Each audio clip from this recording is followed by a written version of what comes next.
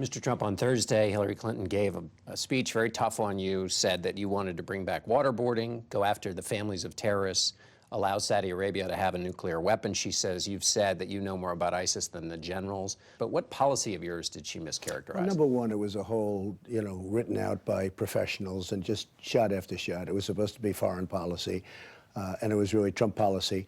And she got it all wrong. I mean, first of all, she talked about that I want to nuke all of these countries. It's ridiculous. No, I want these countries to pay for protection. We are protecting them. We have $19 trillion in debt, very soon going to $21 trillion, John, in debt. And I want these countries to reimburse us, at least for our costs. She made many statements that she knows were wrong. Do you still feel like you know more about ISIS than the generals? Well, they don't know much because they're not winning. That I can tell you. Now, I think they're not winning for a different reason. I think Obama's hurting them. How so? It's being run, well, from what I hear, it's being run from the White House. It's all being run from the White House. I've spoken to certain generals. I'll keep it quiet as to who, but highly respected people. They say we could knock them out fast. In office now generals or retired generals? In one case in office and in one case out of office.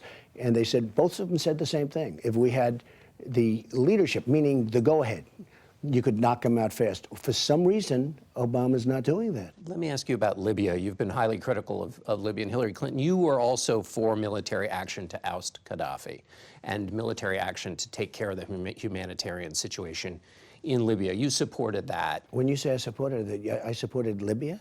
Yeah, you supported intervention in Libya. I did? Where do you see that? In a video blog from 2011, you said, now, we should go in, we should stop this guy, which would be very easy and very quick. We could do it surgically, stop him from doing it, and save these lives. That's a big difference from what we're talking about. I mean, but you were for intervention. Don't forget, I'm the only one. I made a lot of money with Gaddafi, if you remember. He came to the country, and he had to make a deal with me because he needed a place to stay, and he paid me a fortune, never got to stay there, and it became sort of a big joke. But the fact is that Libya was a disaster from the standpoint of the way it was handled. I mean, but you were for intervention, just to clear that up. I was for doing something, but I wasn't for what you have right now. And right now, ISIS has their oil, John. ISIS is selling, and that's among the finest oil in the world. ISIS has taken over the Libyan oil. And we don't do blockades. We don't do anything. They're selling it. They're making a fortune with it. So we go out, we do Libya, we do it poorly as you can do it. You can't do worse. And then now, if you look at what's happened, I mean, the end result is ISIS is selling the oil, and it's a total mess. This is one of the things that confuses some people about your positions, though. You said you weren't for intervention, but you were for intervention in Libya. I didn't mind surgical, and I said surgical. You do a surgical shot, and you take them out. But I wasn't for what happened. Look at the way it's, I mean, look at with Benghazi and with all of the problems that you've had, it was handled horribly. That's not the way it's supposed to be. Since then, you've said you were never for intervention. So I was never for a strong intervention. I could have seen surgical where you take out Gaddafi and his group. You said Hillary Clinton should go to jail. If the FBI, which is investigating, if there's no indictment, will your Attorney General go after her? So I have spoken to, and I've watched, and I've read many, many lawyers on the subject, so-called neutral lawyers, okay? Not even on one side or the other, neutral lawyers. Every one of them, without a doubt, said that what she did is far worse than what other people did, like General Petraeus, who essentially got a 2-year jail term. General Petraeus and others have been treated, I mean, their lives have been, in a sense, destroyed. She keeps campaigning.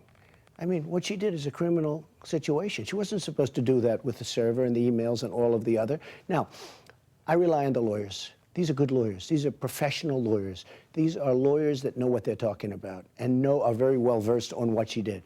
They say she's guilty as hell. But it sounded like you were making a promise for your Attorney General that if you were elected, this is one of the things, this is a commitment you were making, basically. That's true. It's a commitment to have your Attorney General. I would certainly have my, very fair, but I would have my Attorney General look at it. Even if the investigations go through. And as you know, you have a 5 and maybe even a 6-year statute of limitations. But even if the current investigations don't find anything, you'd have your Attorney General go back at it. Yes, I would, because everyone knows that she's guilty. Now, I would say this, she's guilty, but I would let my Attorney General make that determination. Maybe they would disagree, and I would let that person make the determination. And what for you exactly is she guilty of? She is guilty of the server. She is guilty of, you look at confidential information, I mean, all of the information that probably has gotten out all over the world. And then, you know what, she's also guilty of stupidity and bad judgment. But that's not, if that were criminal, we'd all be in jail. No, I'm not even saying that part is criminal, but she's certainly guilty of that. In terms of this country, she is guilty of having just bad How could she do a thing like this? But what do you get? What gets him to jail, though? What's the difference here between rhetoric and law? What the lawyers are saying is what she did in terms of national security. They have very strict rules and regulations. She's broken all of them. So the classification issue. She's broken all of them. Of course it is. I mean, she's broken so much. But she's so, you know, if you look at this from the standpoint of why did she do it? Judgment, the word judgment. This isn't criminal judgment. You make bad judgment. Although, actually, under those rules and regulations, judgment is even criminal. You know, you're not supposed to do it. If you make a mistake, they don't take that into account.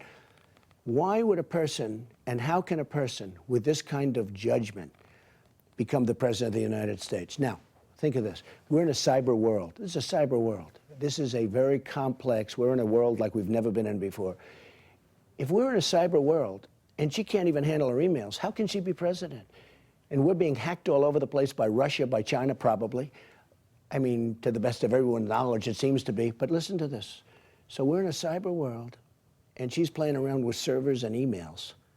How can she be running this country? She doesn't know what she's doing. I want to move on to another development this week. Paul Ryan has now come out and endorsed you. You've talked to him several times. Yes. Which of his ideas, the famous Ryan ideas, are most appealing to you? He's most appealing. He's a good man. He wants good things for the country. We will agree on many things. We're not going to agree on all things, but we're going to agree on many things.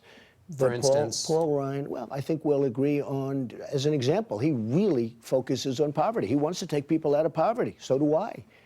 And we're going to come up with a plan. Why do you think people are poor, by the way? They're poor because they don't have jobs. They're poor in many cases because they don't have jobs. And I will tell you, I will bring jobs back to this country like nobody's ever seen before. And people like Carrier and Ford and Nabisco leaving Chicago and moving to Mexico, they're all moving to Mexico. I will stop that very quickly. Do you see yourself as implementing Paul Ryan's agenda as president, or is Paul Ryan implementing the Donald Trump agenda? I think it's going to be a compromise, honestly. I can see a compromise. Because on issues of trade, entitlements, you and he, immigration. So trade, entitlements, immigration, those are no small issues. You are on exactly the opposite end of the... Those aren't differences. You're on the opposite end of the... Well, I don't know. I mean, to be honest, we've spoken about it very briefly. They're big subjects. You know what my deal is on trade? I want good deals. That's what my deal. You know, somebody said, what is your position on trade? I said, I want good deals. Whether it's free trade, not free trade, I don't care what kind of trade it is. I want good deals for our country. We don't make good deals. We have a trade deficit with China that is through the roof. We have a trade deficit with Mexico. We have a trade deficit with Japan. We make bad deals, whether it's the military, whether it's trade. We only make bad deals. Let me ask you about Mitch McConnell on the Senate side. He was asked by CNN two things. One, about the deporting of the 11 million undocumented immigrants, which the president, by the way, called a fantasy. He said if you asked him to do that, he would say, no, don't do it. He also said about the temporary ban on Muslim immigration, no, don't do it. These are two big promises. You got millions of votes based on these promises. How are you going to get past the establishment to keep those promises you made to people? You're going to have to watch and you're going to have to see. I've done a lot of things that nobody thought I could do. But you're not backing down on those promises based on the no from the Senate. We have to do something. We have a problem in this country. We have a radical Islamic terrorism problem in this country. And by the way, throughout the world, it's a problem.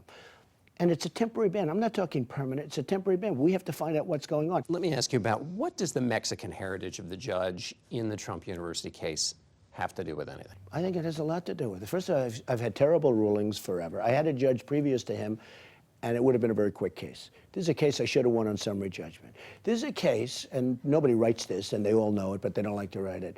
The plaintiff in the case was a woman. She was so bad that under deposition, it was over. I mean, she couldn't have been the plaintiff. It was a disaster. They went before the judge. They said, we don't want her to be the plaintiff. We want to put somebody else in. So we said, well, that's fine. Dismiss the case. You have to dismiss the case. Wait a minute. She gave letters, the most incredible reviews of the college you've ever seen, of the university. She gave the most incredible. Then on top of it, we have a tape where she's talking about it in the most glowing terms. You wouldn't speak about your college. Mr. Trump, what does this have to do with his parents being from Mexico? No, does that... Excuse me. I'm just saying, we're getting terrible rulings. We go to the judge. We say to the judge, hey, you can't let her out of the case. He let her out of the case. We said, well, if you're going to let her out of the case, she's the plaintiff. If you're going to let her out of the case is over. No, the case isn't over. Okay? Now, Give me the He thought has given process, me though. Why? my How does thought this process. work? My thought process. No, for is very him. simple. How does his Mexican My thought parents pro- have to do with he's- him not He's a ruling for member you? of a club or society very strongly pro-Mexican, which is all fine. But I say he's got bias. I want to build a wall. I'm going to build a wall. I'm doing very well with the Latinos, with the Hispanics, with the Mexicans. I'm doing very well with them, in my opinion. And we're going to see. You're going to see. Because you know what? I'm providing jobs. Nobody else is giving jobs. But just so you understand, this judge has treated me very unfairly. He's treated me in a hostile manner. And there's something going on. When a woman can be a plaintiff in a case and then say, I don't want to be, and you know why they don't want to be a plaintiff? They didn't want her. The lawyers asked that she not be a plaintiff because they would have lost the case immediately. So I'm trying to figure out your thinking here, though. If his Mexican heritage, the fact that his parents were Mexican immigrants, is a barrier to him doing his job, why would any Mexican voter vote for you? Wouldn't they be the same barrier, that's a whole same different problem? thing. No, they're going to vote for me because I'm going to bring jobs into the country. But isn't it the same problem because No, you want to totally build a wall different. and all of that? No, so what if it not was at a all. Muslim judge? By the way, I have so many Hispanics. I made a speech last night. I saw hundreds of signs, Latinos for Trump, Latinos for Trump, all over the place. And you know what? They're here legally. They don't want their homes taken away. They don't want their job taken away. They like what I'm doing. Now, people can come in, but they have to come in legally. On the Muslim, but what if he was a Muslim, though? You've been very tough on temporary Muslim immigration bans. So would a Muslim judge be? Would a Muslim judge be also out of the question here? We are allowing tremendous numbers of people coming into this country that we know nothing about. We have a problem in this country. We are going to have big problems. You know, I've been pretty good at predicting things, John. We're going to have big problems. We have people coming into this country, totally undocumented. They don't know anything about them. They don't have paperwork. I've interviewed and talked to the best law enforcement people in the business. There's no way of knowing where they come from. And we're taking them in from the so-called migration. They're being sent all over the country. We have people that don't know what they're doing. My question is, if it were a Muslim judge, would you also feel like they wouldn't be able to treat you fairly because of that policy of yours? It's possible, yes. Yeah, that would be possible, absolutely. Isn't there sort of a tradition, though, in America that we don't judge people by who their parents were, where they came from? I'm not talking about tradition. I'm talking about common sense, okay? He's proud of his heritage, and I think that's great that he's proud of his heritage. But you're saying it's a barrier to him doing his job. Oh, he's not giving me fair. He's not treating me fairly. And you think it's not because it's because of where his parents came from? I've had numerous lawyers. Look, I have a case where thousands of people have said it was a great school. They've written reviews where they say it's a great school, not a good school, like great. They gave it the highest marks. I have thousands of these papers. It should have been a summary judgment case, meaning the case should have been dismissed. And I had a judge who was very fair. I have a lawyer that came in when he came in. I mean, the lawyer on the other side sort of entered the case when he entered the case, and we're trying to figure out what that's all about. Would you have your lawyers say, hey, throw this out because the judges... Well, judges... I may do that now. Ask your lawyers to do that. We're finding things out now that we didn't know before. Because of his Mexican heritage, though. No, Use that because as of other lawyers. things. I mean, because of other things. You've said you want to reopen... How do you allow a case to proceed when the plaintiff asks to be dismissed from the case? The plaintiff, the one that brought the suit, said, I don't want to sue anymore. I don't want to sue anymore. They didn't want to sue. You know why they didn't want to? Because she can't win the case, because she was a disaster. So the lawyers want her dismissed from the case. They go before the judge and he lets her out. Well, he can let her out, but you have to dismiss the case. Yeah, I guess I'm just still confused what his Mexican parents have to do with that. Excuse me. I want to build a wall. I mean, I don't think it's very confusing. Well, has nothing to do with anything except common sense. You know, we have to stop being so politically correct in this country. And we need a little more common sense, John. And I'm not blaming. I'm proud of my heritage. We're all proud of our heritage. But I want to build a wall. Now, the Hispanics, many of them like what I'm saying. They're here legally. They don't want people coming and taking their jobs and taking their house and everything else. They don't want that.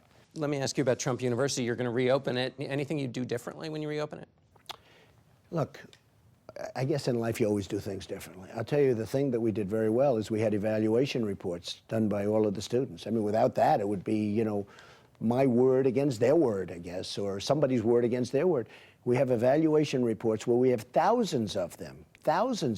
And these reports, I mean, they're very detailed reports. What did you think of the instructors? What did you think of this? What did you think of the, you know, 1 to 5, mostly a 5, 5 being excellent, right? It's from 1 to 5, 5 being the best. And people circle. I'm being sued by people that have given this tremendous reports. Now they're going to say, oh, but they were forced. Who forced them? Nobody forced them. You mean they forced thousands of people to sign reports? Nobody forced them to sign a report. And many, it says remarks on them. Many have in hand writing beautiful statements about the school. Look, it's very simple. It's called If I have a chance to get my money back, let me get my money back. Last question. Should the U.S. go to the Olympics still with the threat of Zika in Brazil? The answer is yes, but certainly if an athlete wouldn't want to do it, they should have the right not to do it. But I would say yes. All right, Mr. Trump, thank you very much. Thank you very much. We'll be back in 1 minute with a look back at the life of Muhammad Ali.